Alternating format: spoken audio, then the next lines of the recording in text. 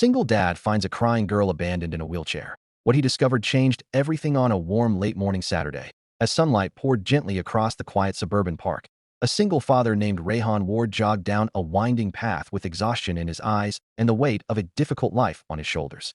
He wasn't there to enjoy the day. He had come to think, to breathe, to escape the noise of bills piling up and the uncertainty of raising his little son alone. But as he slowed near the old fountain that barely worked anymore, something made him stop abruptly. A soft, broken whimper drifted across the empty walkway, so faint it almost blended into the rustling trees. He turned, scanning the benches and the garden patches, until his gaze froze on a heartbreaking sight. A little girl, no older than 9, sitting alone in a wheelchair, trembling, her face streaked with tears. The chair looked old, the wheels crooked, and her small hands clutched the sides as if she feared the ground itself. There was no adult around. No bag, no note, nothing except a shaking child abandoned in the bright daylight. And in that instant, Rayhan felt the world tilt, because something inside him whispered that this moment was about to change everything. Backhand index pointing right, friends. If you believe in kindness, humanity, and second chances, please take a moment to like, comment, share, and subscribe to Touch of Kindness Stories. Your support spreads hope to millions who need it. Rayhan took a slow step forward, uncertain, unsure if he should approach. He knew what fear looked like, and the girl, whose trembling had grown into uncontrollable sobbing, was drowning in it.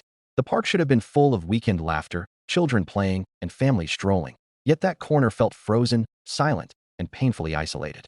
As he moved near her, he noticed the small details that made his heart clench. The worn-out shoes barely hanging together, the hospital bracelet on her wrist faded from days of wear, and her thin, fragile frame hunched forward as if bracing for something terrible. Rayhan had once seen that same mix of fear and heartbreak in the mirror after his wife, Amara, passed away unexpectedly, leaving him alone with their 6-month-old baby boy, Kian. That pain never fully healed, and perhaps that was why he couldn't walk away now. The girl tried to wipe her face, but her hands shook too much, and the tears kept falling. Rayhan carefully lowered himself to sit on the edge of the fountain nearby, keeping distance so she wouldn't feel cornered. The girl seemed confused by his presence, but not frightened of it. She glanced toward the parking lot again and again, as if expecting someone to return, someone who clearly wasn't coming back. After several silent moments, her sobs softened into sniffles, and she stared at her lap, shoulders sagging. Looking smaller than ever in the oversized wheelchair, Rayhan reached into his pocket and pulled out a small, crushed packet of tissues, offering them with a gentle motion. The girl hesitated, then slowly reached out and took one. It was an act so small yet so heavy, like handing her a lifeline. As she wiped her eyes, Rayhan noticed scratches along her arms, faint but visible. His stomach tightened. Something wasn't right. Children weren't simply left in wheelchairs at parks under the blazing daytime sun. Something very wrong had happened here.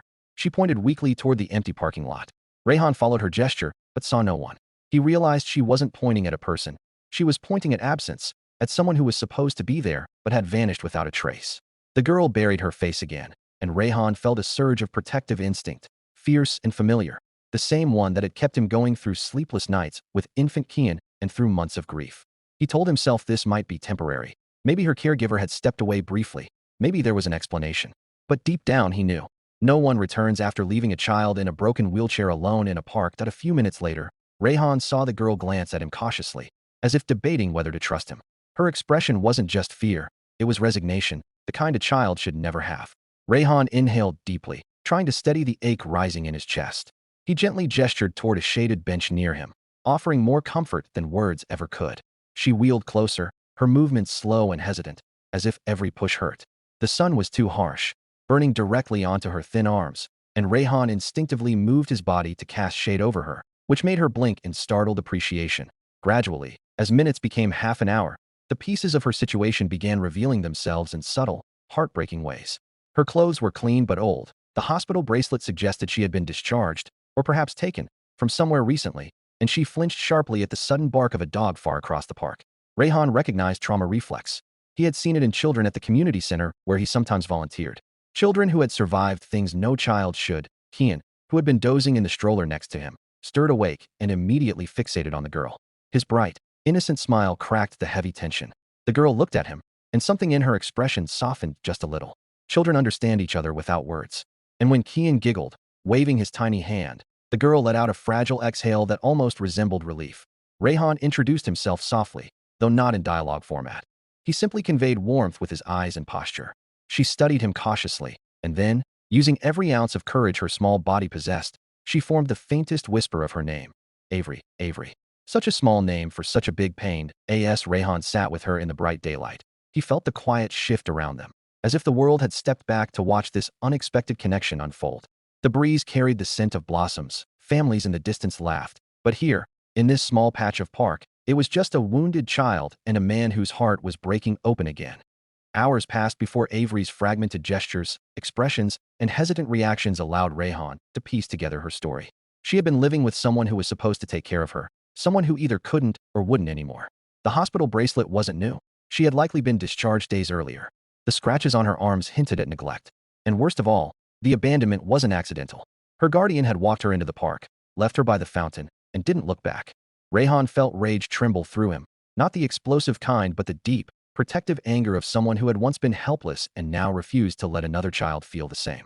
He looked at Avery and saw shadows of the life he had been terrified Kian might face if anything happened to him. The world could be cruel, but maybe, just maybe, kindness could be stronger. Rayhan made calls, reached out to authorities, and explained the situation with as much clarity as he could gather. But the system moved slowly on weekends, and no immediate placement was available.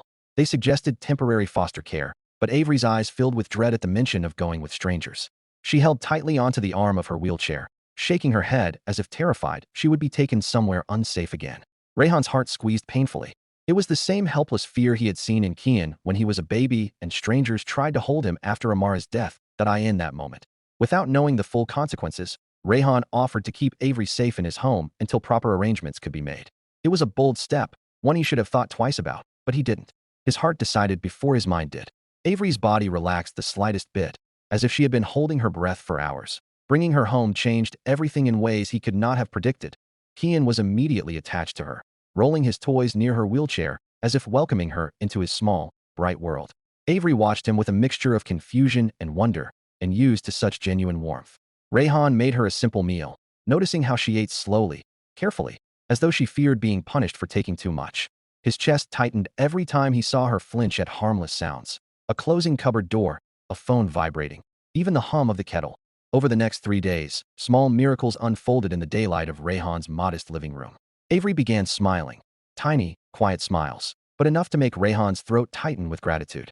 Kian pushed his favorite stuffed rabbit into her lap one afternoon, and Avery's eyes brimmed with tears, overwhelmed by the purity of such an offering.